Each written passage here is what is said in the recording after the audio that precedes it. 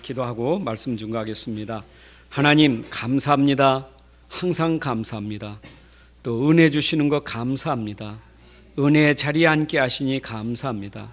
이 시간도 종을 통해서 하나님의 은혜를 오늘 전달하게 하시고 우리 모든 성도들이 은혜 받는 시간 되게 하시되 은혜를 방해하는 악한 영들 또 우리 안에 있는 모든 잡생각 그리도 권세로 꺾어지게 하시고 은혜에 집중하여 은혜가 우리에게 충만하게 하여 주옵소서.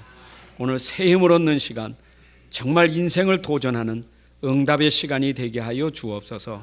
주 예수 그리스도의 이름으로 기도합나이다. 아멘. 할렐루야, 반갑습니다. 강단에 서면 할 말이 많습니다. 제가 설교를 준비하고 늘 말씀 붙잡고 기도하니까 이거 어쩌면 설교 본문도 아닌 말씀이 그냥 계속 떠올라요. 그래서 어떤 때는 설교 본문을, 설교 내용을 받고 싶을 만큼 하나님이 우리에게 이게 힘을 주시는 거예요. 그러니까 자꾸 말이 많아져요. 어쩌면 성령 인도 따라서 한다면 제재받지 않고 하면 그냥 계속 유두과가 창가에서 떨어질 정도로 바울이 이렇게 복음 전했는데 아마 진짜 성령의 인도와 역사는 막을 수가 없어요. 아이들이 공부가 왜 안 되죠? 집중이 안 돼서 안 돼요. 산만해서 안 되는 거예요. 왜 사람이 정신 문제가 생기죠? 정신이 분열돼서 그래요. 그러니까 정신이 집중돼야 되는데 자꾸 어떤 것에 집착하게 되고 그러다 보면 자꾸 분열이 생겨버려요. 그러니까 아이들이 공부할 때도 말씀을 듣는데 집중하면 공부가 되거든요. 여러분 인간관계를 가져도 그 사람과 대화할 때 집중해서 들으면 인간관계가 잘 돼요. 근데 인간관계 안 되는 사람, 대화가 안 되는 사람 집중이 안 돼요. 얘기하는 중에 시계 보고 얘기하는 중에 자기 딴 말하고 인간관계가 안 돼요. 이게 사람이라는 것은 참 그런 부분에 남의 얘기를 집중해서 잘 듣는다는 게 이게 굉장히 이게 축복이에요. 특히 하나님 말씀은 더 하잖아요. 여러분 어쩌면 예배가 영적 싸움이에요. 그렇잖아요. 보세요. 우리 실제 그런 거 경험 안 됩니까? 찬송가가 집중해서 하나님 앞에 영광 돌리는 찬송이 그렇게 쉽지 않아요. 찬송은 입으로 부르지만 생각은 오만 때만 다 하고 있잖아요. 왜냐하면 우리는 너무 찬송가 알고 있기 때문에 쉬운 찬송가는 내가 오만 때만 하면서도 그건 자연스럽게 부를 수 있거든요. 그러니까 그때 그 찬송이 하나님께 영광 돌리느냐? 전혀 그렇지 않아요. 하나님께 영광 돌리는 것은 마음이 성품이 뜻이 다해서 드려질 때 영광 돌리는 거지 마음이 없는 찬송은 하나님 기뻐 받지 않아요. 그러니까 입술이죠. 내 마음은 아니에요. 기도도 마찬가지고요. 기도도 중심에서 하나님과 소통하는 기도가 돼야 되지 그렇지 않은 기도 그거는 허공치는 소리거든요. 하나님 말씀도 마찬가지. 여러분 말씀 들을 때 영적 싸움 싸우셔야 돼요. 저는 진짜 딴 건 몰라도 하나님 말씀 들을 때 그때마다 들을 때마다 하나님이 내게 깨닫게 하시는 게 있어요. 무슨 시간이냐? 이 시간이 나에게 최고의 응답받는 시간, 최고의 은혜 받는 시간인데 내가 지금부터라도 정신 바짝 차리자. 의자에 붙어 앉지 않아요. 저는 진짜 말씀 들을 때 의자에서 내 궁둥이를 띄고 정말 꼿꼿하게 그 메시지 전하는 삶을 향해서 온 길을 쫑긋이 세우고 들으면요. 그 사람이 어떤 사람이든 상관없어요. 설교자가 어떤 사람 상관없어요. 어린아이가 섰던 설교가 뭐 남들이 볼 땐 그렇다 할지라도 마음이 기울어지면요. 그 속에 하나님 주시는 은혜가 다 있어요. 제가 서로 얘기하느냐. 우린 이왕에 교회에 왔는데 하나님 앞에 예배드려 왔는데 예배 시간이 우리에게 너무 중요한 시간이잖아요. 일주일에 내가 잠깐 왔다 가는 시간에 설교 30-40분 듣고 가는 시간에 그것 맞춰도 내가 딴 생각하다가 말씀 듣지 못한다면 일주일은 우리가 살아간다는 게 또 반복이에요. 결국 내가 가지고 있는 내 생각 각인된 대로 살아가는 거예요. 어릴 때부터 각인된 거 그걸로 살아가는 거예요. 그렇잖아요. 내가 틀리게 된 것이 오늘 말씀 들으면서 틀렸구나 고쳐야 되는 거예요. 바꿔야 되는 거예요. 올바른 것으로 내 속에 바꿔줘야 되는 거예요. 말씀은 나를 바꾸는 거예요. 바꾸는 거예요. 고치는 게 아니요, 나를 치유하는 거예요. 나를 살리는 거예요. 그래서 오늘도 여러분이 말씀 들을 때 말씀 들으면서 내가 바뀌어지는 시간, 나를 살리는 시간이 돼야 돼요. 여러분 말씀 듣고 내 영혼이 살기를 바랍니다. 여러분 보세요. 감옥이 아무리 사람을 가둔다 할지라도 몸은 가둘 수 있어도, 육신은 가둘 수 있어도 그 사람이 영혼은 가둘 수가 없는 거예요. 바울과 실라가 감옥에서 찬송 불렀는데 몸은 가뒀어도 그 영혼은 가둘 수가 없는 거예요. 여러분 영혼이 살면 누구도 여러분을 가둘 수가 없어요. 감옥이 문제입니까? 가난이 문제입니까? 환경이 문제입니까? 사람이 문제입니까? 겉으로 보면 문제지만 여러분이 진짜 영혼이 산 사람은 갇히지 않아요. 어떤 환경에서도 그 영혼이 하나님을 찬양하고 그 영혼이 하나님의 축복을 누리고 감사할 수 있는 거예요.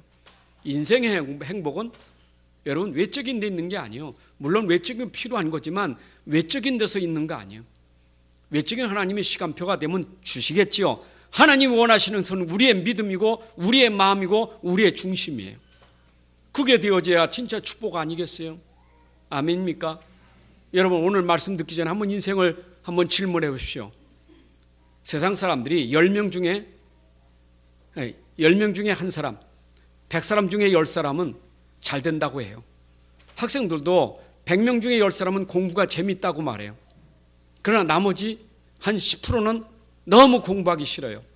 가운데는 그냥 따라가는 거예요. 세상도 똑같아요. 이 세상이 돌아가는데 어떤 때는 세상에서 잘 되는 사람 때문에 90% 사람이 그 사람 때문에 살아가는 거예요. 아주 안 되는 사람, 잘 되는 사람이 도와줘야 살아갈 사람들이 있어요. 그러니까 우리가 살아가면서 어떤 때는 난 왜 안 되지? 나 왜 이렇게 안 되는 거야? 난 뭐 되는 게 있어야지. 그게 대부분 사람들이 가지고 있는 거거든요. 그렇잖아요. 난 뭐 안 돼. 돈도 안 되고 가정도 안 되고 사업도 안 되고 심지어 교회 와도 예배가 안 되고 난 교회 생활이 안 되고 되는 게 없어. 안 돼. 여러분 그게 하나님 뜻은 아니잖아요. 그것이 되게 만드는 게 하나님 뜻이잖아요. 여러분 오늘도 되어지는 축복을 받으시기 바랍니다. 되어져야 돼요. 정말 우리가 가진 복음이 그렇게 희미하고 그렇게 힘없고 능력 없는 게 아니에요. 우리가 기가 따갑게 됐지만 오직의 복음은 세상의 유일성이고 재창조의 능력을 가져오는 것인데 내가 복음 가졌다 하면서 유일성도 재창조의 능력도 없이 아직도 노예처럼 포로처럼 속국에 대해서 살아간다는 것은 하나님 뜻이 아니에요. 거기서 우리가 해방받아야 돼요. 여러분 살았다는 게 문제가 있는 게 아닙니까? 죽은 사람 문제 없어요. 내가 지금 살아있기 때문에 문제가 있는 거예요. 사람들은 자살해요. 왜냐? 문제가 너무 많으니까 문제 싫어서 자살하는 거예요. 자살하면 문제 없습니까? 그 뒤엔 더 큰 문제가 기다리고 있어요. 여러분 인생은 살아있는 게 문제예요. 여러분 이 땅에 사는 동안 문제가 없기를 바란다는 것은 착각이에요. 우리는 문제 속에 살아가는 거예요. 문제를 안고 살아가요. 또 나가면 문제 속에 부딪혀요. 종교인들은 뭐라고 말합니까? 속이잖아요. 네가 진짜 정성껏 기도하면 네가 문제가 없다. 문제 없도록 기도해봐라. 그게 속이는 거 아닙니까? 교회가 와서 문제 없기를 해서 기도한다면 그건 무슨 기도입니까? 종교 기도죠. 우린 그런 기도가 아니에요. 여기 와서 하나님 올해도 문제 하나도 없게 해주시고 무슨 어떤 일도 없게 해주시고 그거는 종교인들이 하는 거예요. 우리는 그게 아니에요. 문제 많은 세상에 살아가는데 그 문제를 우리가 어떻게 이기고 사느냐, 그 문제를 우리가 어떻게 응답받고 그 문제 속에 우리가 어떻게 도전해서 진짜 하나님의 축복과 계획을 이루느냐, 그게 중요한 것이지. 아멘입니까?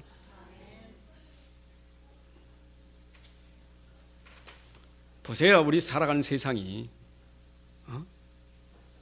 마태복음 24장에도 보게 되면 불법이 성하여 하나님의 사랑이 식어지는 시대라. 불법이 성한 현장이라. 마지막 때 불법. 그렇죠? 불신. 죄가 뭡니까? 불신이요. 믿지 않는 것은 다 죄니라. 이 땅에 불신이 죄예요.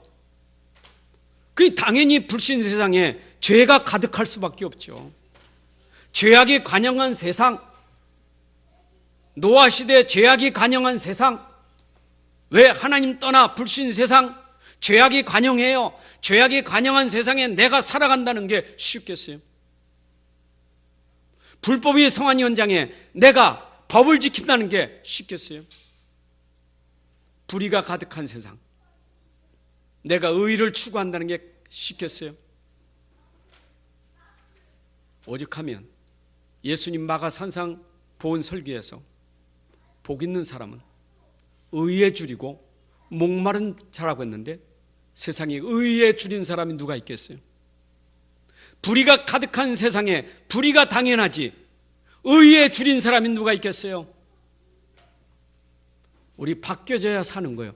행복은 불의에 줄이는 자가 아니라 의에 줄이는 자예요. 의를 알아야 의에 줄일. 오늘 설교의 주제는 의예요. 하나님이 정하신 의. 그 의를 알아야 내가 의에 줄이는 자, 의에 목마른 자가 되는 거예요. 여러분이 진짜 불의를 싫어하고 불의를 미워하고 의에 줄이고 의를 사모하는 사람이 행복 있는 사람이에요. 오늘 우린 진짜 그렇게 살아야 돼요. 여러분 인생이 하나님 떠나서 빠져든 게 흑암, 죄, 사단, 지옥 권세, 이게 인생이 가지고 있는 근본의 문제 아닙니까? 이 속에 있다 보니까 사람들은 불법을 행할 수밖에 없고 불의에게 살 수밖에 없고 불신 가운데 살 수밖에 없는 거예요. 잡혔으니까. 설교를 잘 들으셔야 돼요. 나의 정체성을 알아야 돼요. 내가 진짜 의를 모르고 살 때 잡혔다는 거 알아요. 불신 세상에 잡혔어요. 저는 하나님이 내게 답을 주셨어요. 나는 답을 찾았어요. 이게 인생이로구나. 이게 바로 답이로구나. 저는 오늘 여러분들에게 답을 주라고 하나님이 나를 세우신 줄로 믿습니다. 답 찾아야 돼. 오만 때만 문제 많지만 답 있는 사람은 문제가 문제 안 돼요. 문제가 문제되는 사람은 답이 없는 사람. 문제를 아는 것도 답이요. 사람이 문제를 모르면 방황하잖아요. 당황하잖아요. 이게 도대체 왜 그런 거예요? 뭐 때문에 그러는 거예요? 전생에 죄가 많아서 그런 거예요? 내가 왜 이렇게 문제가 많아? 왜 그런 거지? 문제를 모르면 그것도 문제가 심각해지는 거예요.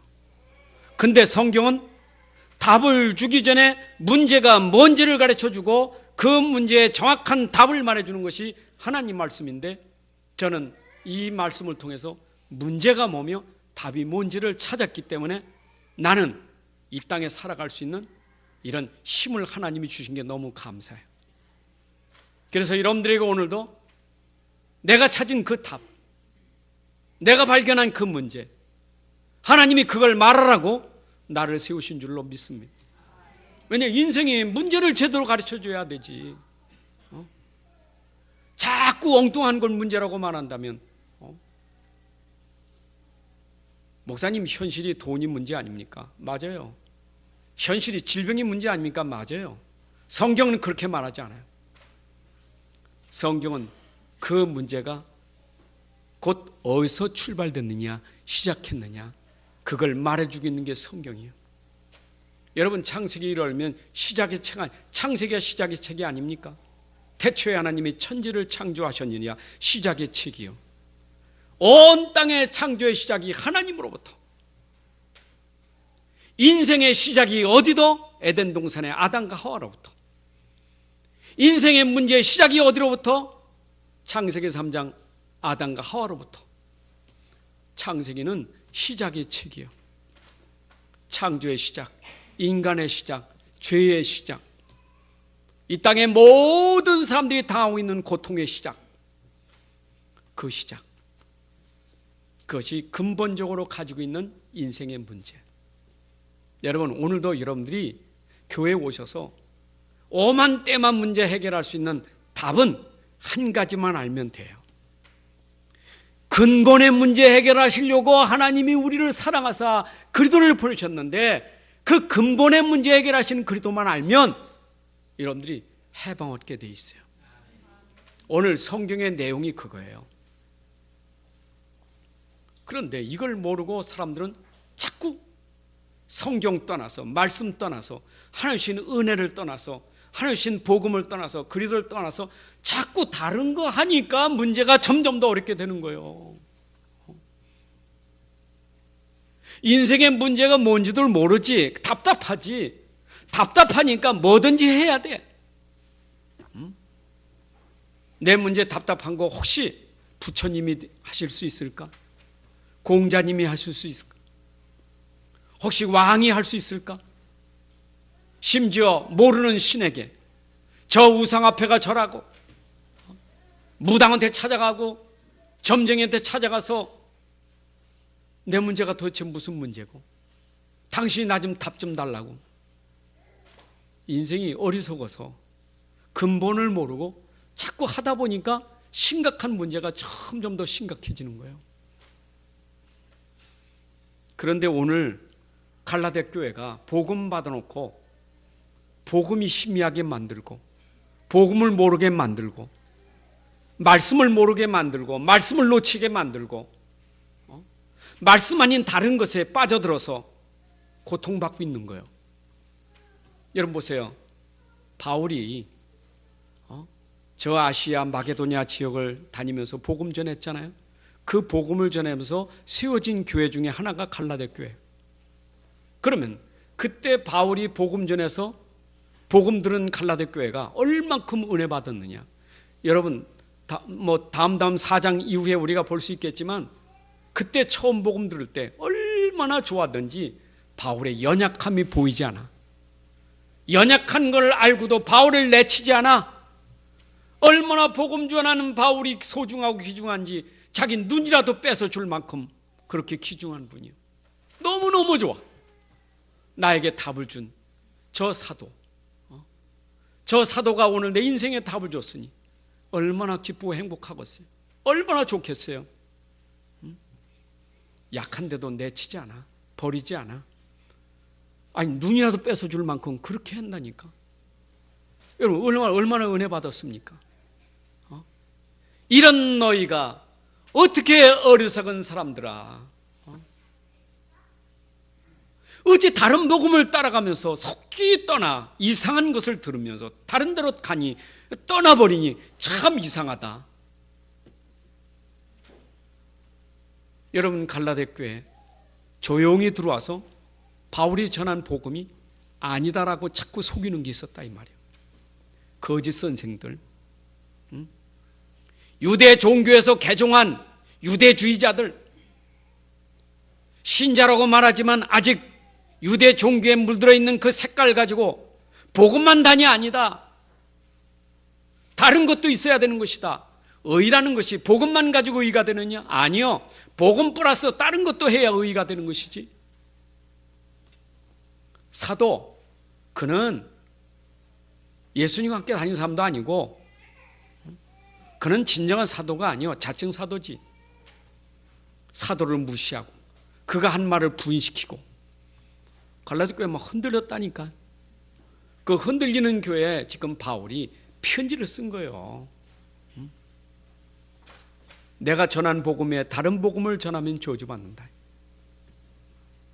여러분 우리가 받은 복음은 완전한 복음이에요. 어떤 복음입니까? 어떤 복음이요? 모든 문제를 해결하는 복음인데 그 모든 문제의 근원을 뿌리를 싹 바꿔버릴 수 있는 복음. 문제의 뿌리를 근원을 바꿀 수 있는 복음.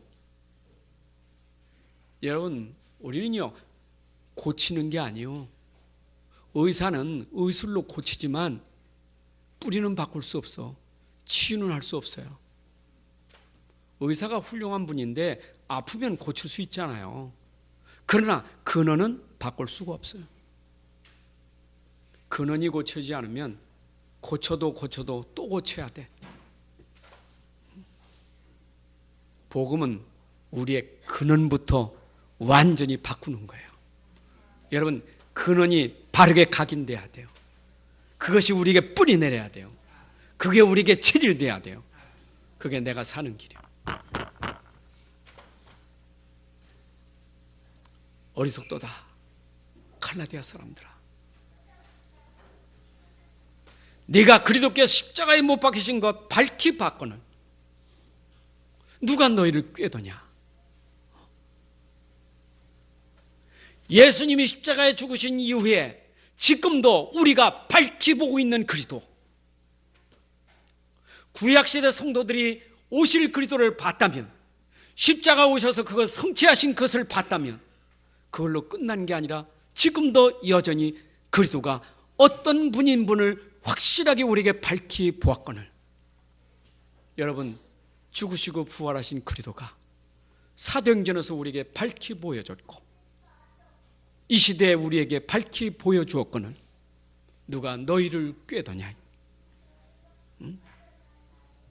다른 복음 있다고 너희를 누가 꾀더냐 이 말이요. 십자가에 죽으심이 헛되지 않다 이 말이요. 예수님이 십자가에 죽으심이 그리스도의 일을 이루시기 위해서 죽으셨어요. 다시 말씀드립니다. 예수님은 그리스도가 되셔서 십자가에 죽으실 때 우리가 가진 근본의 죄의 권세를 꺾으신 제사장, 사단의 권세를 꺾으신 왕, 지옥과 저주를 꺾으신 선지자 그리스도예요. 그리스도는 충분하고 완전하고 모든 것이요.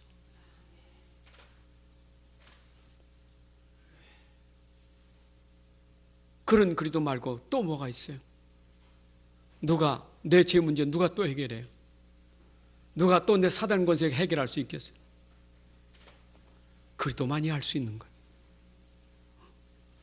여러분 오늘 말씀 듣고 갈 때 이걸 답을 찾으시고요, 답을 누리는 게 신앙생활이요. 답도 못 찾는데 무슨 누림이 있겠습니까? 빠져나오지 못한 사람이 무슨 누림이 있겠어요? 죄에 붙잡힌 사람이 무슨 누림이 있겠어요? 사단에게 묶인 사람이 무슨 누림이 있겠어요? 늘 지옥이라는 저주가 그 앞엔 무슨 누림이 있겠어요? 빠져나와야 돼. 일단 자유를 얻어야 돼. 여러분 갈라디아의 핵심은 복음 안의 자유요. 우리에게 진정한 자유, 해방이 있어야 돼. 예수 믿고 천당 가는 게 중요한 게 아니에요. 그건 당연히 가는 거지. 예수 천당 불신지옥 이전에는 복음이 그래도 그것도 듣고 구원받은 사람이 있었어요.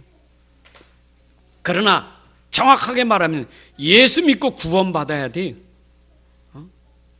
그리스도만이 우리를 구원할 수 있는 유일한 분이에요. 우리를 구원할 수 있는 분은 오직 그리스도밖에 없어요. 아니 우리가 지금 신앙생활하면서 왜 자꾸 안 된다고, 힘들다고, 나는 왜 안 되지, 난 되는 게 왜 없지, 왜 그래요? 근본이 안 돼. 생각이 안 바뀌어졌어요. 다 받아놓고도 가지고 있고도 생각이 안 바뀌어서 나는 안 돼. 나는 되는 게 없어. 그러니까 계속 속고 있는 거예요. 여러분 언제 그 생각이 꺾어지느냐? 그리스도는 진짜 모든 문제 해결자라구나. 내게 답이 될 때 꺾어질 줄로 믿습니다. 오늘 이 시간 여러분들에게 진짜 확실한 답이 돼야 돼요. 신앙생활하면서 이 답을 못 찾은 사람들이 현장 가니까 답 못 찾은 사람 보면 답을 줄 생각이 들어야 되는데 못 찾은 사람하고 같이 또 함께 막 행복하게 살아. 그게 행복인지. 불신앙하면 같이 불신앙가지고 앉아있고, 쓸데없는 소리 같이 쓸데없는 소리 하고 있고. 내가 답을 못 찾으니까. 여러분 내 답을 찾아보세요. 그 사람이 지금 답 없는 게 보이잖아요. 답 찾은 사람은 전도하는 게 아니에요. 벌써 마음이 달라져요. 벌써 내가 가진 답이 있기 때문에 말하려고 하는 그 마음이 있어요. 마음이 있는 게 전도 아니겠어요? 전도할 마음을 가졌다 해서 되는 게 아니고 내 마음에 답이 있어야 전도가 되는 게 아니겠어요? 안 그래요? 그러니까 전도는 고사하고 내 자신부터 세상에 나가서 답 없는 세상에서 불신 세상에서 그것도 10%의 불신자 성공자에게 우리가 눌려서 그게 진짜 성공인 줄 알고 거기에 착각해서 눌려 살고 얼마나 불쌍합니까? 우린 그런 존재가 아니야. 네가 어떻게 성령 받은 줄 아냐? 행위로 받았느냐 믿음으로 받았느냐? 율법의 행위로 네가 성령 받았느냐 듣고 믿음으로 네가 성령 받았느냐? 성령 아시지요? 구약에는 성부 하나님께서 메시아를 보내신 성부의 사역이라면, 신약에는 그분이 오셔서 그리스도의 일을 하신 성자의 사역이라면, 이제 그분이 부활하시고 가신 이후에는 보혜사 성령을 보내사 그 성령이 우리 안에 임마누엘로 함께 하시는 지금의 이 시간표예요. 성령 받아야 돼. 여러분, 성령 받았다는 것은 하나님을 만난 거고 그리스도를 만난 거예요. 사실 우리가 구원받았다, 성령 받았다 같은 말이에요. 요한복음 3장 니고데모가 거듭남에 대해서 질문하자. 예수님께 와서 거듭나는 게 뭡니까? 성령 받는 게 거듭나는 거예요. 죽었던 내가 하나님의 생명이 들어오는 게 거듭나는 거예요. 생명 곧 성령이 우리 안에 와서 사망 그것에서 우리를 죄와 사망의 보서 해방시키잖아요. 생명 성령이 우리 안에 오는 것, 그동안 몰라서 죄와 사망의 법에서 살았는데 해방 얻는 거예요. 여러분, 해방받아야 돼요. 죄에서 해방받은 사람이 이제 어떻게 살아갑니까? 믿음으로 살아서 성화되고 점점 변화되고, 그게 성령의 역사지. 그런데 성령 받아놓고 다시 또 이 속으로 들어가니 마치는 것이 변하고 응답이고 축복이고 세계보고 마는데, 받아놓고 어디로 가? 육체로 마치는 거예요. 네가 받을 땐 성령 받아놓고 육체로 마치겠느냐? 여러분, 로마서 6장에도 보게 되면 우리가 죄에서 해방받았으면 이젠 다시는 죄의 종이 되지 않아야 되지. 안 그래요? 그리도 함께 죽어서 우리가 다시 살아난 사람이라면 다시 우리가 거기에 들어가서는 안 되잖아요. 예수님 십자가에 죽으실 때 우리 죄를 위해서 죽었고 진노를 위해서 그분이 진노당하시고 저주받고 죽으셨는데 내가 또 그 속에 들어가서는 안 되잖아요.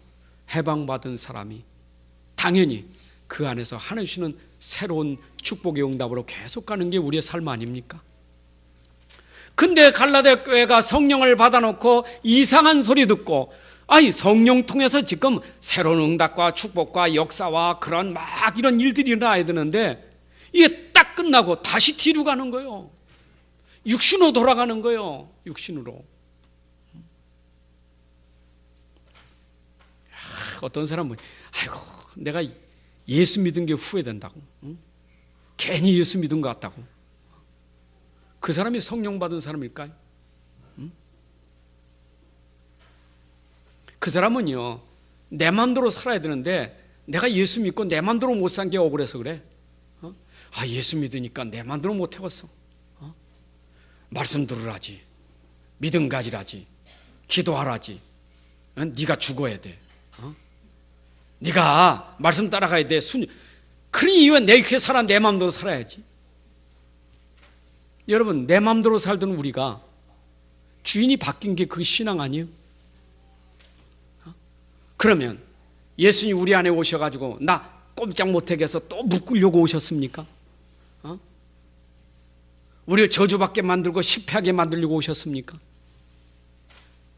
우리 안에 오신 그리스도는 나에게 새로운 인생, 새로운 축복을 주시려고 오셨는데, 아멘입니까?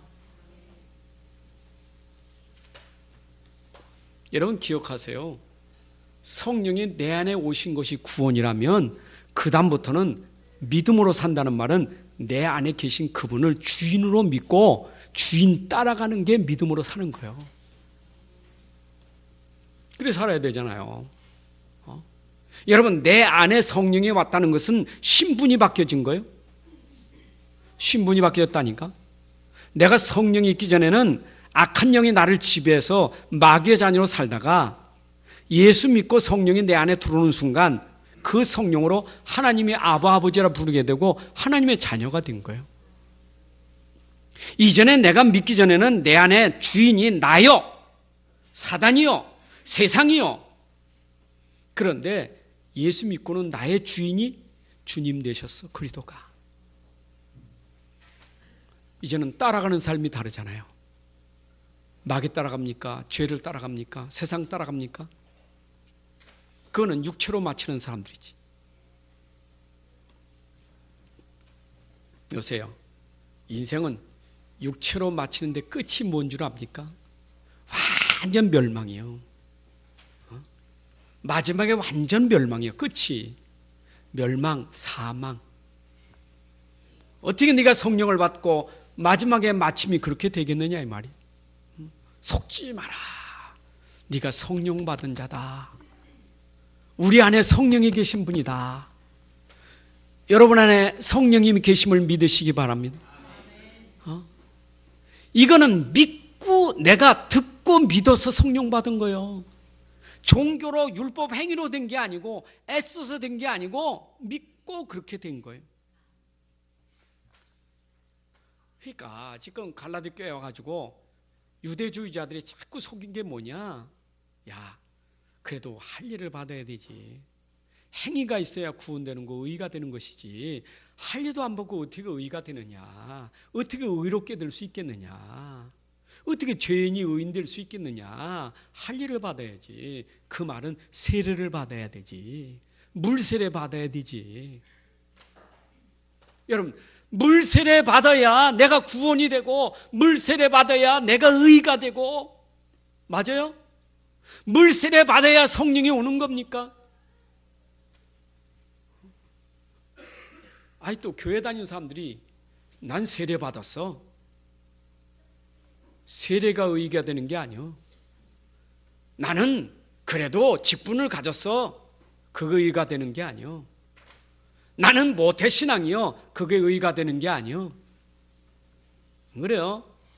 나는 헌금을 많이 했어. 그가 의가 되는 게 아니요. 나는 봉사를 많이 했으니까 그게 의가 되는 게 아니요. 의는 성령 세례 받아야 돼요. 여러분 속에 믿을 때 성령이 임하는 세례가 임할 줄로 믿습니다. 자, 보세요. 참 믿음이 이게 하나님의 은혜지. 믿음이 하나님의 은혜지. 참 믿음의 사람은요, 자기도 알아. 내가 진짜 믿어야 될 사람입니다. 왜냐하면 예수 믿지 않으면 나는 죄인이기 때문에, 나는 저주받은 사람이기 때문에 예수 믿음으로 죄에서 해방받습니다. 그래서 저는 믿습니다. 여러분, 이 믿을 때 여러분에게 성령이 임한 줄로 믿습니다. 그래서 갈라디아서 1장 2장에서는 바울이 내가 복음 가진 자고 이 복음을 하나님께서 내게 주신 건데 너희들이 이렇게 복음 전했고, 내가 저 안디옥 지방에 갔을 때 거기서 보니까 게바가 저 이제 이방인들과 식사하다가 은근히 도망가서 그렇게 부끄러운 짓을 했는데 봐라, 너희도 지키지 못하는 그렇게 해석이 되겠느냐, 이런 얘기들을 자기 가지고 있는 이 경험들, 체험들을 얘기했다면, 여기 3장에서는 봐라, 구약 성경에서부터 의롭게 되는 일이 어떻게 됐는지 아브라함을 들어서 예를 설명하고 있는 게 오늘 3장이에요. 아브라함이 어떻게 의롭게 된 줄 아느냐? 믿음으로 아브라함이 이렇게 됐다. 하나님이 정하신 의인 뭐의가 뭐냐? 하나님이 의라고 정할 때 그 의의 정하심이 뭐냐? 믿을 때 의라고 정하시는 거예요.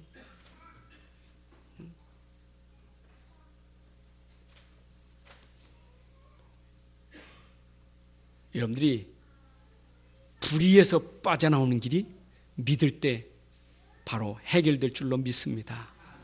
불의한 자가 의로운 자로 바뀌어지는 게 하나님이 정하신 믿음이요. 오직 믿음으로만 의인 되는 것이요. 오직 믿음으로만 여러분이 의롭다함을 얻게 되는 거예요. 자, 믿는 순간 의인 된 줄로 믿습니다. 여러분 의롭게 된 줄로 믿습니다. 행위로 자랑할 사람 아무도 없어요. 그래서요.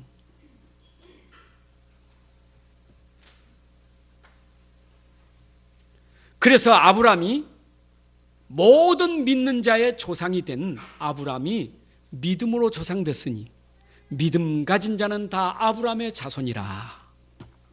여러분 믿음 가진 자의 조상이 아브라함이요? 믿음 가진 자는 아브라함의 후손인 줄로 믿습니다.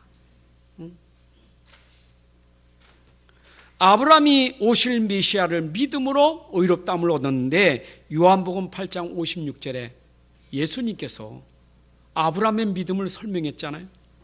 너희 조상 아브라함이 메시아 때 내 때를 내 때 볼 것을 즐거워하다가 보고 기뻐하였느니라. 유대인들에게 말했다니까. 그랬더니 유대인들이 네가 나이가 50도 안 됐는데 어떻게 아브라함 봤다고 말하느냐. 육신적으로는 알지. 유대인들은 우리가 혈통으로 아브라함의 자손이지 어떻게 저 이방인들이 아브라함의 자손이 될 수 있겠느냐 이 얘기하는 거예요. 여러분 유대인들은 혈통으로 아브라함의 자손이요. 혈통으로 우리는 아브라함의 자손이 될 수 없어. 그런데 성경에 말하는 아브라함의 자손은 유대인이든 헬라인이든 이방이든 믿음 가져야 아브라함의 자손이다. 그럼 유대인들은 믿지 않으면 아브라함의 자손이 아니에요. 믿을 때 아브라함의 자손이 되는 것이지. 우리는 아브라함의 피를 받은 것도 없는데 믿을 때 아브라함의 자손이라 일컬음 얻게 된 것이요. 아멘입니까? 그러면 아브라함의 자손은 아브라함에게 준 그 복을 우리에게 이어받게 하실 것이다. 하나님이 약속하신 거예요. 여러분 아브라함에게 주신 축복 약속이 있었죠. 믿을 때 아브라함이 믿을 때 약속하신 축복 있잖아요.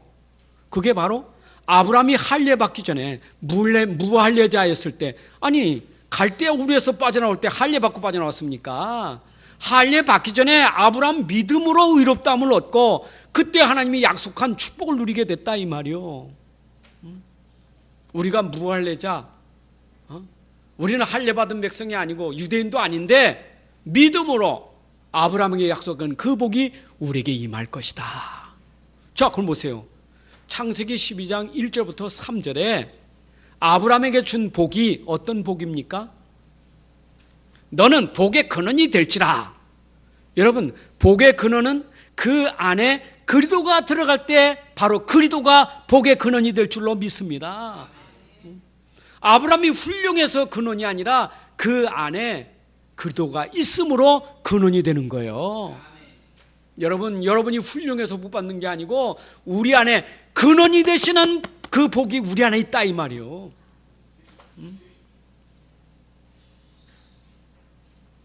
속지 마세요. 저는 지금은 우리가 세상 사람들하고 비교할 때 불법과 불신과 불의가 가득한 세상에 우리보다 육신적으로 더 잘 살고 훌륭해 보이고 대단해 보이지만 결국은 하나님의 뜻은 뭐냐?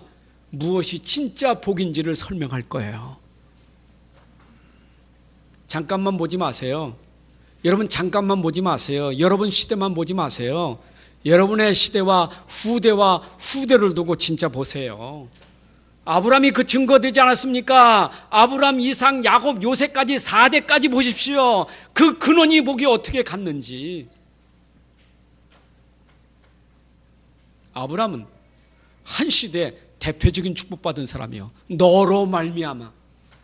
여러분 오늘도 복의 근원이 되는 우리는 너로 말미암아 네 집이 복을 받을 것이고 네 가문이 복을 받을 것이고 네 사업장이 복을 받을 것이고 나는 그 현장에 대표적인 복을 받은 사람이요.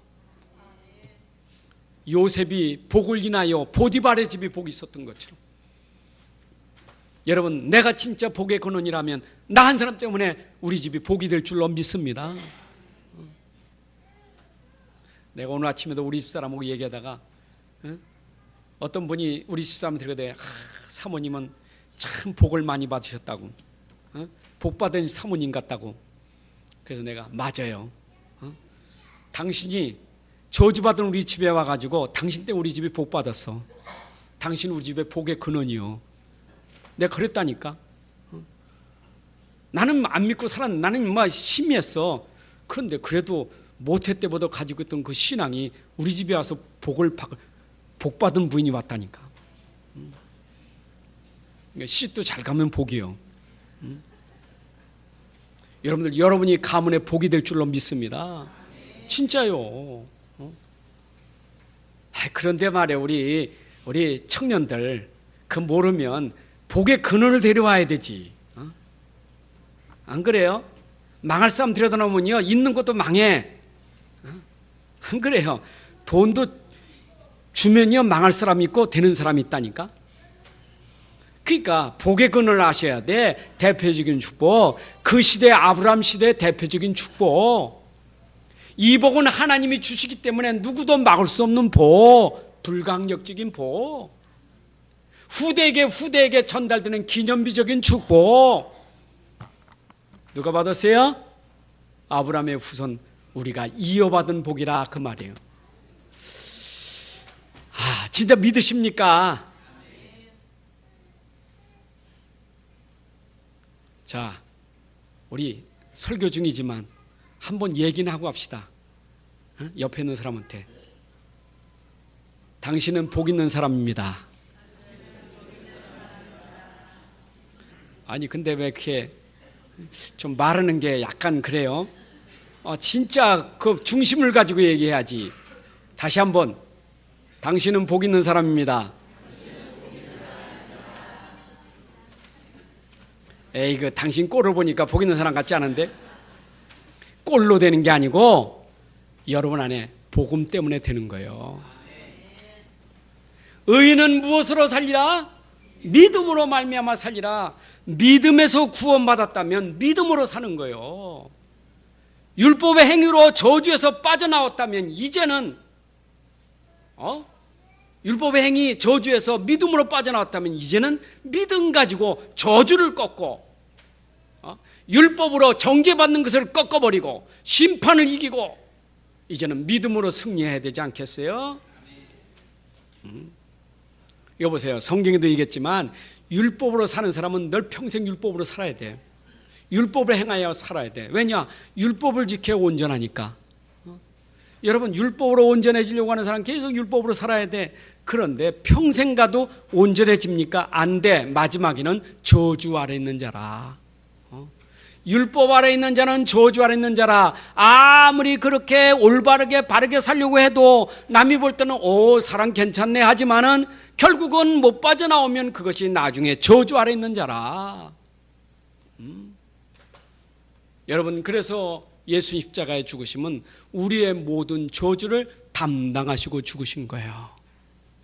율법을 지키지 못하여 저들은 율법대로 살려고 애를 쓰는데 나는 율법을 지키지 못해서 하나님, 나는 지킬 수가 없습니다. 지켜도 나는 죄인입니다. 나는 저주받을 수밖에 없습니다. 라고 할 때 내가 받을 저주를 예수 십자가에서 저주를 받으셨다 이 말이에요. 하나님이 세상을 이처럼 사랑하사 자기의 아들을 내어주사 나무에 달려 저주를 받게 하셨으니 내가 받을 저주를 예수님이 당하셨다 이 말이요. 아멘입니까? 여러분, 십자가 볼 때마다 자랑이 된다는 것은 뭐예요? 내가 받을 저주를 주님이 담당하셨으니 주님으로 말미암아 나는 해방 얻은 것에 대해서 감사하고 자랑하고 기뻐해야 될 줄로 믿습니다. 십자가를 볼 때마다. 우리 하준이가 좋아하는 찬송, 블록이 있는데 십자가 만들어 놓고, 이 블록이 십자가네. 십자가, 이거 잘해. 십자가 붙들고 자꾸 해야 돼. 여러분, 십자가 얼마나 우리에게 귀한 겁니까? 십자가는 너무 좋아야 돼. 그것은 내 인생의 저주를 다 끝낸 십자가예요. 오직 믿음으로 말미암아 십자가에서 해결하신 우리의 근본 문제가 끝나고 우리가 의롭게 된 줄로 믿습니다. 자, 그러면 결론은 뭐예요? 하나님의 은혜로 여러분들이 구원받은 줄로 믿습니다. 하나님의 은혜로 여러분들이 복 있는 사람이 됐다 이 말이요. 우리가 아직 죄인 되었을 때 하나님이 우리를 사랑하사 하나님이 그 은혜를 주셔서 우리에게 구원의 은혜 주신 줄로 믿습니다. 하나님의 은혜예요. 행위가 아니요. 내가 아직 죄인 되었을 때 하나님이 사랑하사 그 은혜를 주셨는데 십자가의 아들을 죽게 하사 내가 가지고 있는 근본 문제를 십자가에서 달게 하셨으니 이것이 하나님의 은혜 중의 은혜예요. 십자가에서 죽으신 그리스도, 바로 내 인생의 모든 문제, 특히 근본 문제 해결하신 제사장, 왕, 선지자인 줄로 믿습니다. 자, 돌아갈 때 속지 마세요. 나는 문제가 너무 많아요. 또 밖에 가면 문제가 있어요.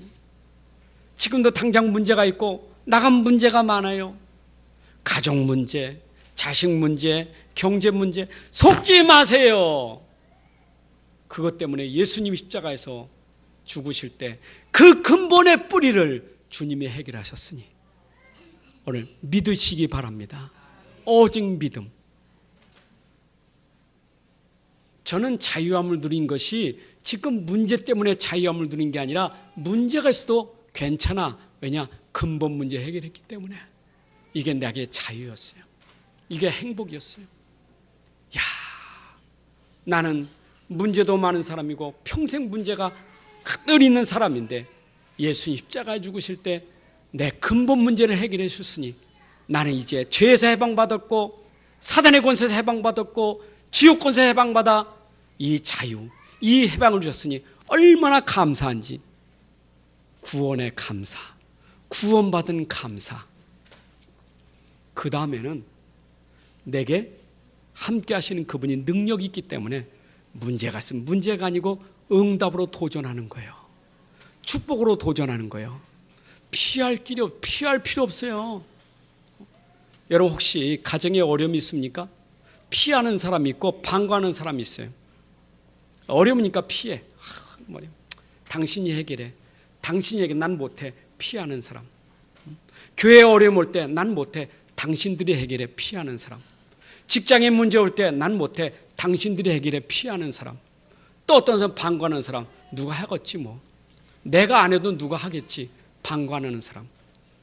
믿음의 사람은 그렇지 않아요. 왜냐? 내 안에 능력이 있으니까. 하나님 나에게 주신 것, 나의 것, 나에게 주신 것, 바로 이 현장 살리라고 하나님이 나에게 주신 게 아닙니까?